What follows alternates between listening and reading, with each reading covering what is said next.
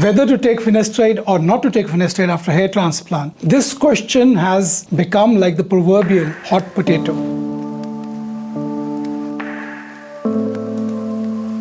So if you ask me my opinion on this, my opinion will be nuanced. Of course, everybody is not the same. So you show me the person and I'll show you the regimen that he has to follow.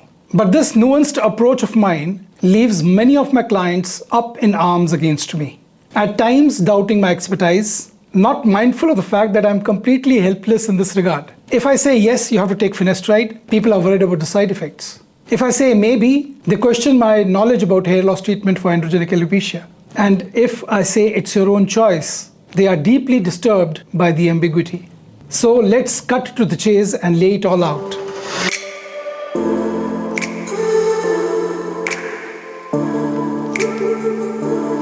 The devil, as we all know, is in the details. Male pattern baldness, driven by genetic predisposition, is indeed a devilish opponent.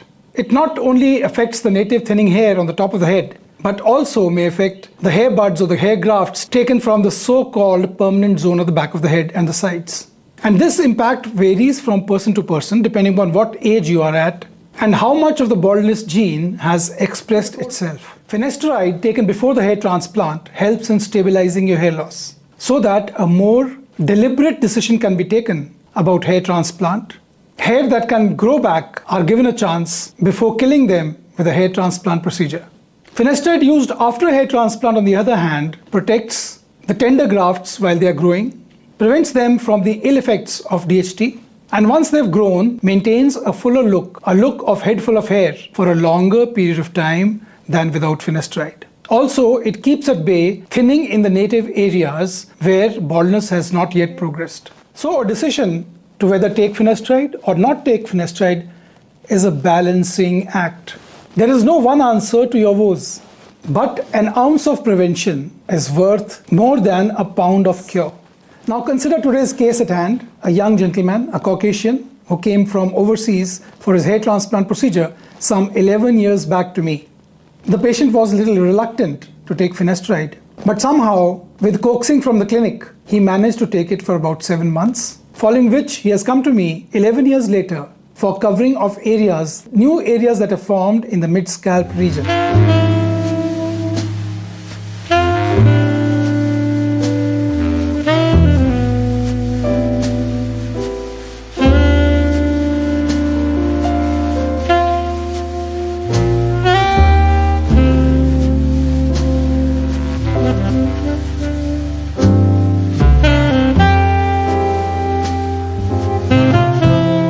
Such a case where the baldness was not too progressive, not too fast, yes, I will say that taking finasteride or not taking finasteride is a decision you can take on your own, because 11 years is a long time, and after 11 years, if this much of hair loss has progressed, it is not much, and it can easily be sorted out by another a filling up session like he's come for now.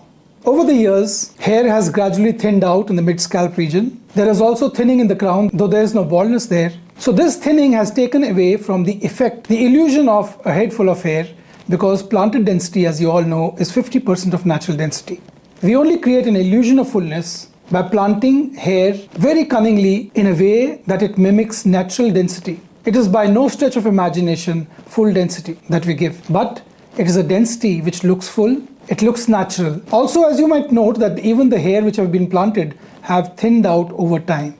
Yes, 11 years is a long time for even the hair at the back of the head, the so-called permanent zone, to thin out. So ultimately, whether to take finasteride or not to take finasteride is like a roll of dice. Each patient's journey with hair restoration is unique, and the decision whether to take finasteride or not to take finasteride should be made with due diligence, with clear understanding of the outcomes, the potential outcomes and the risks. In an earlier video, I used the comparison of not taking finasteride when your gene is active to Russian roulette, but some thought it too harsh. So this time I'm not going to use this comparison.